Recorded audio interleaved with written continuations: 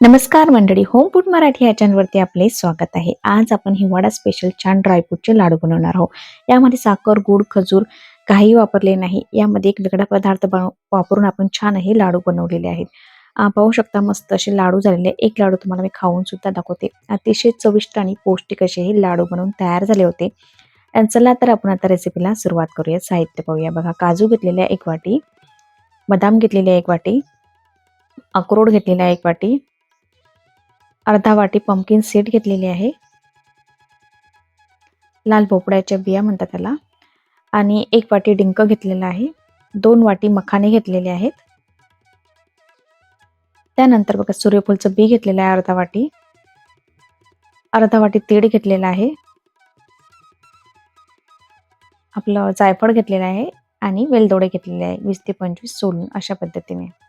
बघा, त्यानंतर बघा, ड्रायफ्रूटचे प्रमाण आवडीप्रमाणे तुम्ही कमी जास्त करू शकता. त्यानंतर 2 वाटी खोबरं घेतलेले आहे आणि 2 वाटी खारे घेतलेले आहे.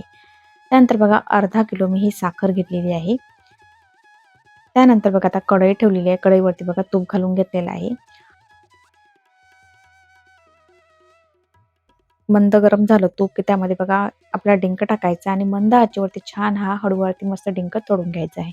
त्यामुळे आतपर्यंत छान मस्त असा कुरकुरीत होईपर्यंत हा डिंक तळला जातो. हाय फ्लेमवरती डिंक जर तळला तो वरून तळला जातो आणि आतमधून कच्चा राहतो. बघा, अशा पद्धतीने संपूर्ण असा डिंक आपल्याला तळून घ्यायचा आहे. बघा, मस्त असा कुरकुरीत असा डिंक पूर्णपणे तळला जातो या पद्धतीने. बघा, संपूर्ण जो डिंक आहे तो तळून घेतलेला आहे. त्यानंतर बघा, याच तुपामध्ये मी जे बाकीचे ड्रायफ्रूट होते ते तळून घेतलेले आहे. बघा, आपण पावडर करून जर तळले तर तूपसुद्धा जास्त लागतं आणि भाजायला वेळसुद्धा जास्त लागतो. बघा, अशा पद्धतीने बघा मस्त आपण मंद आचेवरती हे ड्रायफ्रूट तळून घेणार आहोत कमी तुपामध्ये. बघा, आता अशा पद्धतीने छान असे ड्रायफ्रूट आपल्याला तळून घ्यायचे आहे. बघा, मस्त ड्रायफ्रूटसुद्धा तळून झालेले आहेत. ते आपण आता वेगळ्या भांड्यामध्ये काढून घेऊया. डिंक आणि ड्रायफ्रूट थोडे वेगळ्या ठिकाणी ठेवायचे आपल्याला. मिक्सरमध्ये बारीक करताना आपल्याला दोन्ही जे पदार्थ आहे ते वेगवेगळं आपल्याला बारीक करावं लागतं. बघा, अशा पद्धतीने ड्रायफ्रूट मी तळून घेतलेले आहेत. त्यानंतर बघा, या तुपामध्ये जे राहिलेले ड्रायफ्रूट आहेत ते सुद्धा आपण यामध्ये तळून घेऊया. बघा, संपूर्ण मस्त असे तळून झालेले आहेत. त्यानंतर बघा, या तुपामध्ये बघा ज्या तेलबिया घेतलेल्या आपण पंपकिन सीड आणि सूर्यफूलचं बी घेतलेलं आहे ते सुद्धा आपण असं तुपावरती परतून घेऊया. बघा, संपूर्ण जे तेलबिया घेतले त्या सुद्धा आपण परतून घेतलेले आहेत. आता हे ड्रायफ्रूट ज्या डिशमध्ये काढले आहेत त्या डिशमध्ये आपण हे पंपकिन सीड जे आहे ते काढून घेऊया. त्यानंतर बघा, खोबरं आहे, खोबरं सुद्धा आपण असं तुपावरती परतून घेऊया. बघा, मस्त असं थोडंसं तांबूस रंग येईपर्यंत खोबरं छान आपण परतून घेऊया. खोबरं परतून घेतलं बरेच दिवस आपले लाडू सुद्धा छान राहतात. त्याला अजिबात असा खवट वगैरे वास लागत नाही. बघा, खोबरं आहे ते परतून झालेलं आहे ते सुद्धा आपण काढून घेऊया. एका वेगळ्या डिशमध्ये काढून घेऊया. खारीक आणि खोबरं आपल्याला सोबत बारीक करून घ्यायचं आहे. बघा, आता खारीक खोबरं आपण एका वेगळ्या डिशमध्ये काढून घेऊया. त्यानंतर बघा, हे जे तूप राहिलेले या तुपामध्ये आपण आता जे मखाने आहेत ते मखाने आपण तुपावरती भाजून घेऊया. बघा, मखाने घेतलेले ते सुद्धा आपण तुपावरती छान असं कुरकुरीत होईपर्यंत भाजून घेऊया. बघा, मखाने सुद्धा मस्त असे भाजून झालेले आहेत. ते सुद्धा आपण आता ड्रायफ्रूटच्या याच्यामध्ये काढून घेऊया. बघा, संपूर्ण जे मिश्रण आहे ते आपलं भाजून झालेलं आहे. त्यानंतर बघा, जी खारीक होती राहिलेली ती सुद्धा आपण आता कढईवरती छान भाजून घेऊया. खारीक थोडी भाजून घेतल्याने काय होते, खारीकची पूड छान मस्त अशी बारीक निघते. बघा, अशा पद्धतीने खारीक सुद्धा छान भाजून घेतलेली आहे. त्यानंतर बघा, जे तीळ राहिले होते तीळ सुद्धा आपण मस्त असे खमंग भाजून घेऊया. बघा, तीळ सुद्धा भाजून झालेले आहेत ते सुद्धा आपण काढून घेऊया. बघा, आता संपूर्ण जे साहित्य आहे ते थंड झालेले आहे. सुरुवातीला आपण खारीक खोबरं जे आहे ते बारीक करून घेऊया. बघा, थोडं खारीक खोबरं मिक्स करून आपण काढून घ्या. याची पोड एक सोबत छान निघते. बघा, मिक्सरचं भांडं सुद्धा लवकर खराब होत नाही आणि आपली पूडसुद्धा छान निघते. बघा अशा पद्धतीने खारीची जी आहे, जे राहिलेलं खारीक खोबरं आहे ते सुद्धा काढून घेऊया आणि यामध्ये आपण तीळसुद्धा बारीक करून घेऊया. बघा अशा पद्धतीने बघा संपूर्ण खारीकची पूड बनवून घेतलेली आहे.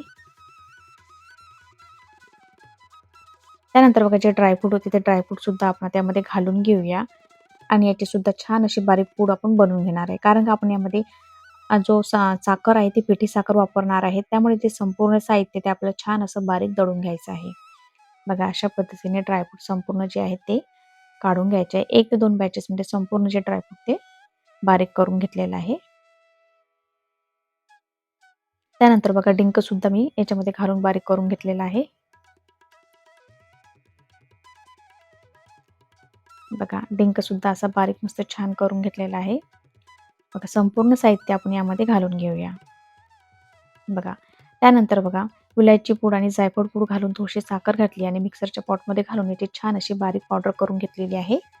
ते सुद्धा घालून घेऊ. आपण आता हे संपूर्ण साहित्य व्यवस्थित मिक्स करून घेऊया.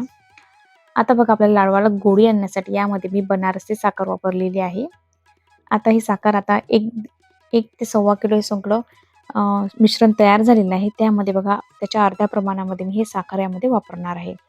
तुम्हाला जर गोड कमी हवे असतील तर थोडीशी साखरचे प्रमाण कमी केले तरी चालेल.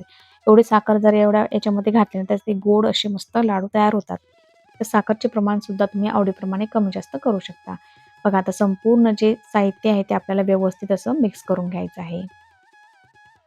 आता आपल्याला बाइंडिंगसाठी याच्यामध्ये तूप घालू शकता किंवा जर मिश्रण थोडंसं जाडसर वाटत असेल तर मिक्सरच्या पॉटमध्ये 1 ते 2 पॉटमध्ये घालून व्यवस्थित मिक्स करून घ्यायचं आहे. बघा राहिलेली जी साखर आहे ते सुद्धा मी यामध्ये मिक्स करून घेतलेली आहे. बघा हाताने चोळून असं साहित्य यामध्ये आपल्याला मिक्स करून घ्यायचं आहे. त्यानंतर मिश्रण थोडं जाड वाटत होतं तर मी 1 ते 2 पॉट असं फिरवून घेतलेलं आहे. त्यामुळे लाडूला बाइंडिंग छान येते.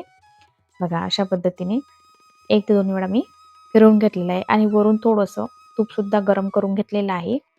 तूप घालून घेऊया आणि व्यवस्थित मिक्स करून घेऊया. बघा त्याला जेवढं तूप लागत आहे तेवढं आपण तूप लावून घेणार आहोत. बघा आता व्यवस्थित असं हाताने चोळून व्यवस्थित मिक्स करायचं. बघा मस्त लाडूला छान अशी बाइंडिंग आलेली आहे. बघा यामध्ये आपण कमीत कमी तुपाचा वापर केलेला आहे. बघा मस्त असे आपले लाडू जे आहे ते व्यवस्थित हाताने आपल्याला वळता येतात. बघा मस्त सुरुवातीला फक्त बांधायच्या वेळेस थोडं दाबून बांधावं लागतं कारण की यामध्ये आपण पिठी साखर घातलेली आहे. बघा मस्त असे आपले लाडू बघा मस्त बांधून दाखवते तुम्हाला लाडू. बघा छान असा लाडू बांधला गेलेला आहे. बघा सुरुवातीचा ना अगदी शेवटचा लाडूसुद्धा तुम्हाला मी दाखवते. बघा अगदी शेवटचा लाडूसुद्धा व्यवस्थित बांधला गेलेला आहे. बघा मस्त असे आपले लाडू झालेले आहेत. बघा संपूर्ण लाडू अशाच पद्धतीने मी बनवून घेतलेले आहेत. तुम्हाला जर लाडूची रेसिपी जर आवडली असेल तर लाईक, शेअर आणि सबस्क्राईब करायला विसरू नका आणि कमेंटद्वारे नक्की कळवा की रेसिपी तुम्हाला कशी वाटलेली आहे. बघा एवढे संपूर्ण एवढ्या मिश्रणामध्ये एवढे लाडू बांधून तयार झालेले आहे आणि तुम्हाला मी एक लाडू खाऊन सुद्धा दाखवते. बघा पाहू शकता तुम्ही मस्त असा हा लाडू झाला होता. चवीला सुद्धा अप्रतिम होते आणि हिवाळ्यामध्ये आमच्याकडे बनारसी साखरचे लाडू नेहमी बनवतात. म्हटलं चला यावेळेस तुम्हाला सुद्धा बनारसी साखरचे लाडू कसे बनतात ते दाखवत आहे. संपूर्ण रेसिपी बघितल्याबद्दल धन्यवाद. लगेच भेटूया नवीन रेसिपीसोबत. तोपर्यंत